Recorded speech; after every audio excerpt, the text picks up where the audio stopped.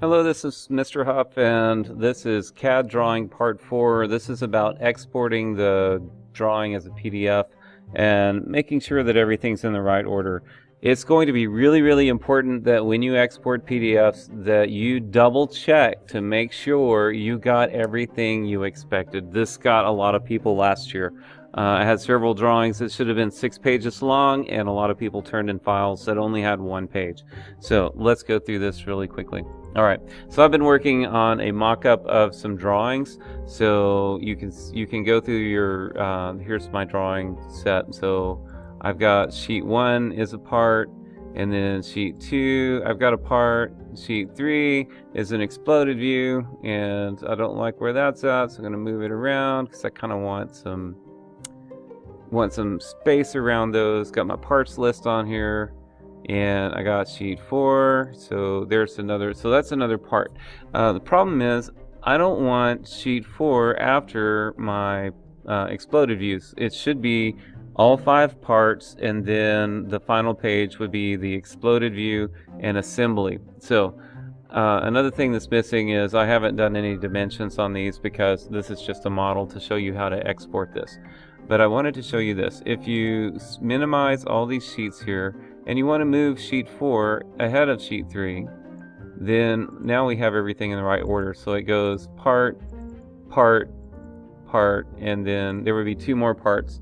But here's my final view with the exploded view and the puzzle cube shown. So when you get to this, when you have your drawing complete, everything is all done, and you're ready to export this, this is what you need to do. Be sure and save your drawing. I do Control S, or you can click on the little save icon up here, or you can choose File and Save, and you've got it. Now, we are going to export this as a PDF. So, File and Export PDF. Alright, I'm going to do, I'm going to just call this the first export. Okay, and that should be uppercase. Sorry about that. Caps lock is on. First export. And I'm just going to click save. Bam! So you would think that that would export all of your pages, right? Because you have your drawing here. It's got 4 sheets in it, so I should have 4 pages.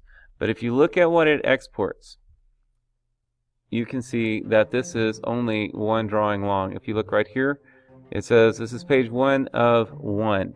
And I wanted all 4 drawings. So if you only want to get 1 page, just do export and then choose OK and then save it. But I don't want you to turn in a bunch of single pages. I want this to be a set of drawings that moves along together. So this is not really what I want. Here's how you get me what I want. So we're going to do this pretty much the same thing. File, Export, PDF. And right here there's this little button that says options. Make really good notes of how to do this, because you will forget. Okay, so you click on options, and I want to choose all sheets. I could also choose a range of sheets. So if I just wanted the puzzle cube parts, I could choose just those. So we're going to choose all sheets and then click OK. Now we're going to call it second export. And then when I click save, it's going to think about it for a second, and then it's going to spit it out. Open it up in Adobe Reader, and you can see now I have page 1 of 4, and if I page through this, I can see everything I need here. So here's all the pages that I have. So for your drawing sets for the puzzle cubes, you should have the 5 pieces first, and then the exploded view with the assembly and parts list. Be sure you have all of your measurements in here without redundancy, keeping everything off of the borders, and that you have nice white space around each one. So like this is getting a little close. This would be nicer if it was pulled down a little bit. So you have kind of equal space all around, and your measurements kind of mostly in this zone here unless you can't avoid it. And then the final drawing will be the exploded view and the puzzle cube itself. I would like to see this exploded view separated a little more right here so the pink and the orange don't touch.